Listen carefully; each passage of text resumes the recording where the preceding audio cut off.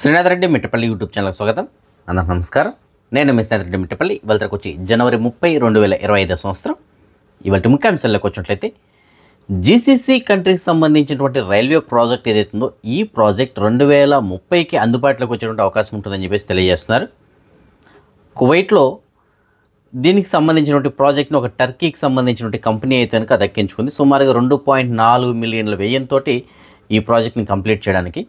కువైట్లో ఇది మొత్తం ఏదంటే ఒక 265 కిలోమీటర్ల పొడవు అయితే కనుక ఉంది ఈ ప్రాజెక్టు, అంటే రైల్వే ట్రాక్ ఏదైతుందో దానికి సంబంధించింది. అయితే అది మొదటి దశలో 111 కిలోమీటర్లు, బ్యాలెన్స్ మిగిలినటువంటిది రెండో దశలో కంప్లీట్ చేయడానికి ఈ టెండర్ని అయితే కనుక దక్కించుకుంది. సో ఇదంతా మొత్తం కంప్లీట్ అయ్యి అందుబాటులోకి రావడానికి 2030 వరకు టైం పడుతుందని చెప్పేసి అంటున్నారు. అంటే ఈ గల్ఫ్ దేశాలన్నింటిలోనూ ఇది అనుసంధానిస్తూ ఈ రైల్వే ట్రాక్ అయితే నిర్మించడం జరుగుతుంది. సో మొత్తం మీద ఈ ప్రాజెక్ట్ అంతా కంప్లీట్ అయ్యి అన్ని దేశాలకి లింకప్ అవ్వాలి అనేసి అంటే 2030 వరకు టైం పడుతుంది అంటున్నారు. ఇది జనరల్గా ముఖ్యంగా దీని యొక్క లక్ష్యం ఏమిటంటే ప్రజా రవాణా మరియు వాణిజ్యపరమైనటువంటి రవాణా, అంటే అన్ని దేశాలకి సరుకులు రవాణా అనేది ఈజీగా ఉండడానికి, అలాగే ప్రజలను రవాణా చేయడానికి కూడా ఇది బాగా ఉపయోగపడుతుంది. సో ఏదైనప్పటికీ భారీ అంచనాలతోటి భారీ వ్యయంతో దీన్ని ఈ ప్రాజెక్ట్ని ఎంతనక చేపడుతున్నారు. సో 2030 కల్లా ఇది అందుబాటులోకి రానుందని చెప్పేసి అంటున్నారు. చూద్దాం మరి. కువైట్లో నకిలీ ఎక్స్ ఖాతాలు కలిగి ఉన్నటువంటి, ఎక్స్ అంటే గతంలో ట్విట్టర్, ఇప్పుడు ప్రస్తుతానికి ఎక్స్ అంటున్నాం కదా, 2 నకిలీ ఖాతాలను కలిగి ఉండి వాటి ద్వారా కువైట్కి సంబంధించినటువంటి రాజు ఎవరైతే ఉన్నారో ఆయన్ని ఉద్దేశించి కొన్ని పోస్టులు చేశారని చెప్పేసి మనం గతంలో చెప్పుకోవడం జరిగింది. సో ఆ పోస్టులు ఎలా ఉన్నాయంటే ఈ రాజు ఎవరైతే ఉన్నారో ఆయన యొక్క గౌరవానికి భంగం కలిగేలాగా, అలాగే ఆయన పదవి నుంచి దిగిపోవాలని చెప్పేసి ఈ విధంగా కొన్ని, అలాగే బయట దేశాలతో ఉన్నటువంటి సంబంధాలు ఏవైతే ఉన్నాయో వాటికి భంగం కలిగేలాగా కొన్ని పోస్టులు ఏదైనా పెట్టడం జరిగింది అందులో.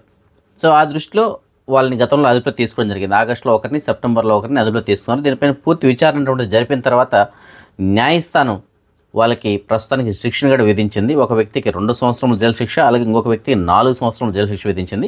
కువైట్ రాజ్యాంగం ప్రకారం ఎవరైనా సరే కువైట్ రాజును దూషించడం కానీ, లేదంటే ఏదైనా అసభ్యంగా ప్రవర్తిస్తూ కొన్ని ట్వీట్లు చేయడం కానీ ఏదైనా సరే చేసినట్లయితే వారికి గరిష్టంగా 5 సంవత్సరాల వరకు జైలు శిక్ష విధించడానికి ఏదైనా అవకాశాలు ఉంటాయి. సో ఆ విధంగా ప్రస్తుతానికి వీళ్ళిద్దరికీ ఒకరికి 2 సంవత్సరాలు, అలాగే ఇంకొక 4 సంవత్సరాలు జైలు శిక్ష విధిస్తున్నట్లు న్యాయస్థానం తీర్పునిచ్చింది. కింది స్థాయి కోర్టు ఏదైతుందో ఆ తీర్పుని పై స్థాయి కోర్టు కూడా సమర్థించింది. సో కువైట్లో రాజు ఎవరైతే ఉంటారో ఆయన పైన పొరపాటున కూడా ఎవరినో ఒకవేళ ఏదైనా ట్వీట్ చేసి ఉండి అది ఏదైనా కొద్దిగా చెడుగా ఉన్నట్లయితే పొరపాటున మీరు దాన్ని మాత్రం ట్వీట్ చేయకండి, ఎవరికైనా షేర్ చేయకండి. ఎందుకంటే పొరపాటున ఆదాయం చేస్తే మనం కూడా అందులో ఇరుక్కోవడానికి అవకాశాలు ఉంటాయి, మనకు కూడా శిక్షలు పడడానికి అవకాశం ఉంటాయి. సో ఏదైనప్పటికీ మనం ఈ దేశంలో ఉన్నాం, ఈ దేశపు రాజు ఎవరైతే ఉన్నారో ఆయన మనం తప్పనిసరిగా గౌరవించాల్సి ఉంటుంది. అంతేగాని ఎవరు కానీ అసభ్యకరంగా కానీ, లేదంటే ఆయన దూషిస్తూ కానీ, ఇంకా వేరే విధంగా ఏదైనా సరే విమర్శిస్తూ కానీ పోస్టులు మాత్రం పెట్టకండి. ఫ్రెండ్స్, మీకు డిస్ప్లేలో ఒక ఫోటో కనిపిస్తుంది కదా, ఇది ఎక్కడో అని మాత్రం అనుకోకండి, కువైట్లో ఇలాంటి ప్లేస్ ఎక్కడ ఉంటుందో మీకు ఎవరికైనా ఐడియా ఉందా? ఆ ఏరియాలో ఉన్న వాళ్ళకి ఆల్రెడీ ఐడియా వచ్చి ఉంటుంది, కానీ తెలియని వాళ్ళ కోసం తెలియజేద్దాం. ఇది జిలీబ్ అల్ షువైక్లోని ఒక ప్రాంతం. సో జిలీబ్ అల్ షువైక్లో ప్రస్తుతానికి ఇలాంటి ప్రాంతాలు కూడా ఉన్నాయి. సో దీనిపైన ప్రస్తుతానికి గవర్నమెంట్ ఏదైనా దృష్టి సారించనుంది. దీనికోసం ప్రత్యేక కమిటీని కూడా ఏర్పాటు చేస్తున్నట్లు. సో అక్కడ ఈ పరిస్థితులు ఏవైతే ఉన్నాయో వాటిని సాధారణ స్థితికి తీసుకురావడానికి, అవన్నీ కూడా లేకుండా చేయడానికి ఎలాంటి చర్యలు తీసుకోవాలి అనే దానికోసం ఆ కమిటీ అయితే పనిచేస్తుంది. సో త్వరలోనే జిలీబ్ అల్ షువైక్ ప్రాంతంలో కూడా మంచి రోడ్లు, అలాగే మంచి రవాణా వ్యవస్థ రావడానికి అయితే అవకాశం ఉంటుంది అని చెప్పేసి దీన్ని బట్టి మనకు అర్థమవుతుంది. ఎందుకంటే ఇప్పుడు ప్రస్తుతానికి జిలీబ్ అల్ షువైక్ ప్రాంతంలో కొన్ని ప్రాంతాల్లో మనం వెళ్ళాలంటే భారీ ట్రాఫిక్, ఎందుకంటే అక్కడ ఉన్నటువంటి రోడ్ల కారణంగా వెహికల్స్ తొందరగా వెళ్ళవు. ఆ గతుకుల రోడ్డు అవి చూస్తే ఎక్కడ మనం విలేజ్లో ఉన్నామా లేకపోతే ఎక్కడ ఉన్నామా అని చెప్పేసి మనకే డౌట్ వస్తుంది. ఎందుకంటే ఎయిర్పోర్ట్కి అతి సమీపంలో ఉంది, అది మెయిన్ సిటీలో ఉన్నది అది, కానీ ఆ ఏరియా మాత్రం, ఆ బిట్ మాత్రం అలా ఉండిపోయింది. మరి దీనిపైన అందుకనేసే కువైట్ గవర్నమెంట్ కూడా దీనిపైన చర్యలు అయితే తీసుకోబోతుంది. త్వరలోనే దీన్ని మొత్తం రూపురేఖలు కూడా మార్చేయడానికి అయితే ట్రై చేస్తున్నారు. చూడాలి మరి ఎప్పటి నుంచి స్టార్ట్ చేస్తారు. కువైట్కి సంబంధించిన భద్రతా అధికారులు జిలీబ్ అల్ షువైక్ ప్రాంతంలో ఉదయం సమయంలో గస్తీ నిర్వహిస్తుండగా ఒక వ్యక్తి పైన అనుమానం కలిగింది. ఆ వ్యక్తి చేస్తున్న పని ఏమిటంటే ఆహార పదార్థాలు అమ్ముతున్నాడు, అలాగే క్లీనింగ్ వస్తువులు ఏవైతే ఉంటాయో వాటిని కూడా అమ్మడం జరుగుతూ ఉంది. అయితే ఈ పోలీసు వాళ్ళని చూసి అతను పారిపోవడానికి ప్రయత్నం చేశాడు. అయితే అతను వెంబడించి ఆ వ్యక్తిని అతనికి పట్టుకున్నారు. దాని తర్వాత వీళ్ళు గమనించింది ఏంటంటే అక్కడ అతను అమ్ముతున్న ఆహార పదార్థాలు ఏవైతే ఉన్నాయో అవన్నీ కూడా చెడిపోయినటువంటి ఆహార పదార్థాలు, అలాగే క్లీన్ చేయడానికి వస్తువులు ఏవైతే ఉన్నాయో అవి కూడా డ్యామేజ్ అయినటివి. సో అలాంటివి అక్కడ అతను అమ్మడం జరుగుతూ ఉంది. సో ఆ కారణం చేత అతను అదుపులో తీసుకున్నాం అని చెప్పేసి తెలియజేస్తున్నారు. సో జిలిబాల్ షేక్ ప్రాంతంలో జనరల్గా ఇలాంటివి జరుగుతుంటాయి, మీకు అందరికీ తెలిసిందే కదా. అక్కడ రోడ్డు పక్కన వస్తువులు ఏదైనా పెట్టుకుని అమ్ముతూ ఉంటారు, ఆహార పదార్థాలు లాంటివి. రోడ్డు పక్కన మనకి విలేజ్లో ఎలాగో, చిన్నపాటి టౌన్లు కానీ ఇలాంటి చోట్ల ఎలాగో సేమ్ అలాగే వాతావరణం అయితే కనిపిస్తుంది జిలిబాల్ షేక్ ప్రాంతంలో. అయితే పోలీసు వాళ్ళు వచ్చేటప్పుడు వాళ్ళు కొద్దిగా తప్పించుకొని తిరుగుతుంటారు, కానీ ఇతను మాత్రం వాళ్ళు వచ్చే సమయానికి మరి పారిపోవడానికి ప్రయత్నం చేశాడు, కానీ చివరికి దొరికిపోయాడు. కువైట్లో ప్రస్తుతానికి అత్యాధునిక టెక్నాలజీతోటి బయోమెట్రిక్స్ ప్రక్రియ అయితే కొనసాగుతుంది కదా. సో ఈ బయోమెట్రిక్స్ నమోదు తర్వాత కొన్ని కేసులు ఛేదించడం కూడా చాలా ఈజీ అయిపోతుంది. ఎందుకు ఉదాహరణగానే ఒక సంఘటన అయితే చోటు చేసుకుంది.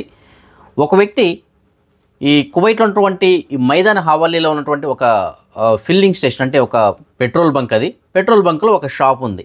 సో ఆ షాప్లో ఒక వ్యక్తి చిన్నపిల్లలను తీసుకెళ్ళి అక్కడ ఉన్నటువంటి కొన్ని ఆహార పదార్థాలు ఏవైతే ఉంటాయో వాటిని తీసి ఆ చిన్నపిల్లల బ్యాగ్లో వేసి తీసుకొచ్చేయడం జరిగింది. అయితే దాని తర్వాత సీసీ కెమెరాల ఆధారంగా అక్కడ ఉన్నటువంటి వాళ్ళు పోలీసు వాళ్ళకి ఏదైనా కంప్లైంట్ ఇచ్చారు.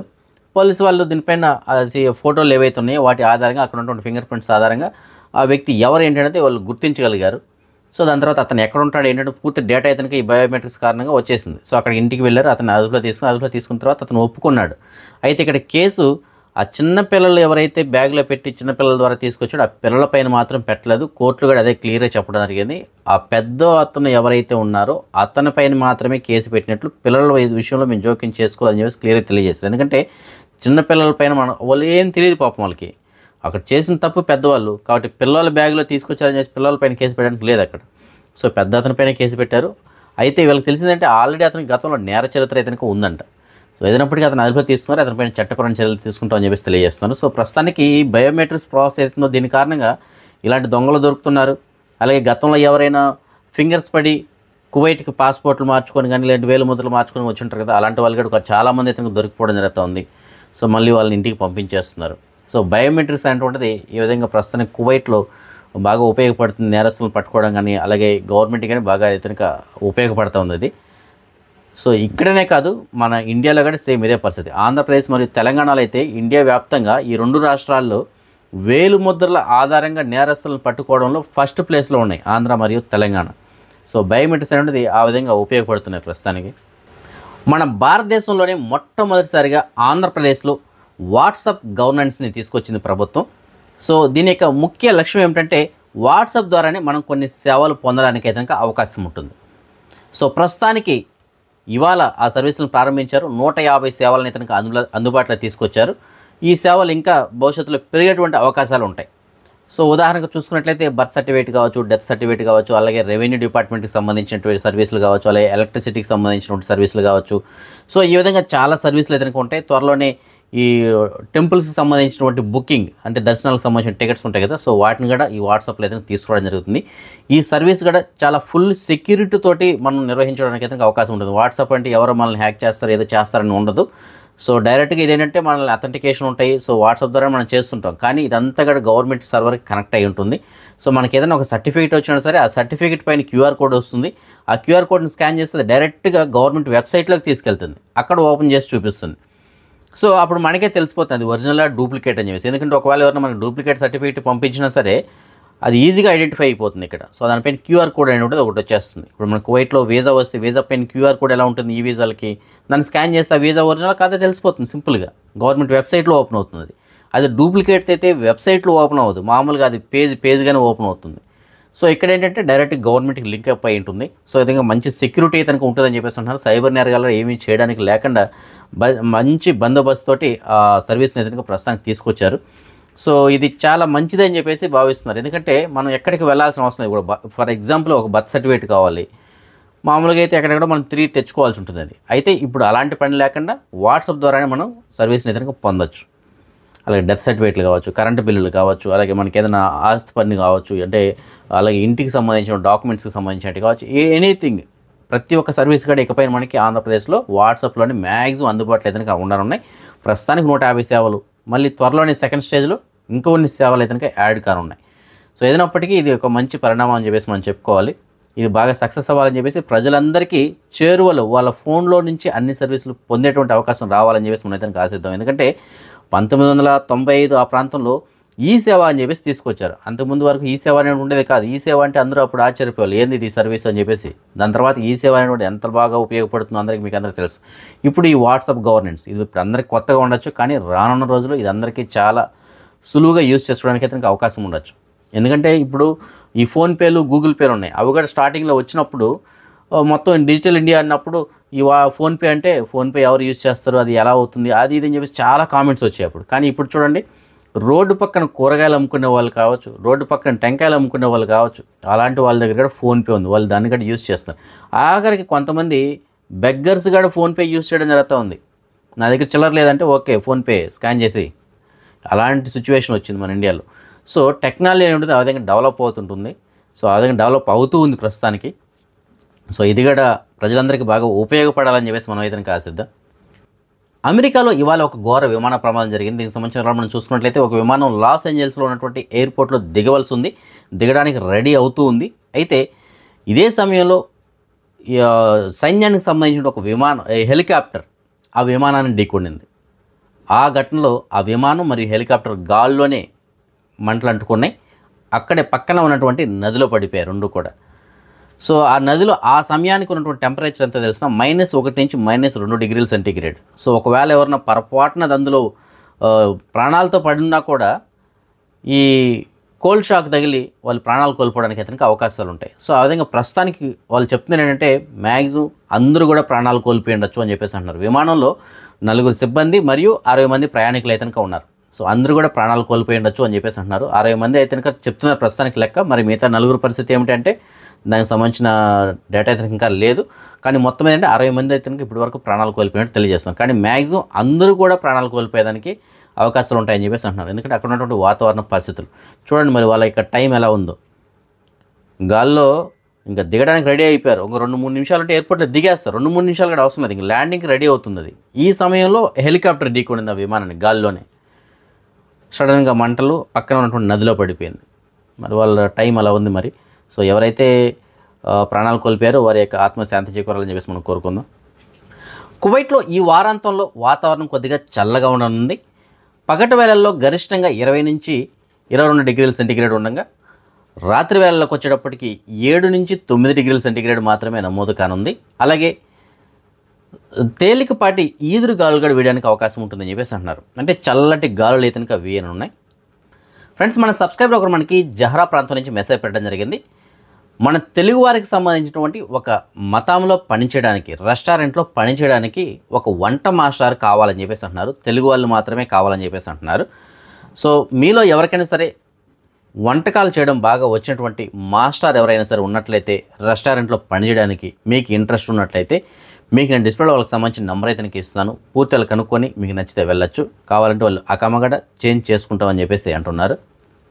జహరా ప్రాంతం నుంచి మన సబ్స్క్రైబర్ ఒకరు మనకి మెసేజ్ పెట్టారు. ఆయనకి డ్రైవర్ పని కావాలని చెప్పేసి అంటున్నారు. అది కూడా మతాంలో పనిచేయడానికి కావాలని చెప్పేసి అంటున్నారు. సో మీకు తెలిసిన చోట ఏదైనా మతాంలో డ్రైవర్కి కనుక వేకెన్సీ ఉన్నట్లయితే మీకు నేను డిస్ప్లేలో ఒక నెంబర్ ఇచ్చాను. నెంబర్ కాల్ చేసి ఆయనకి సమాచారం అందించగలరు.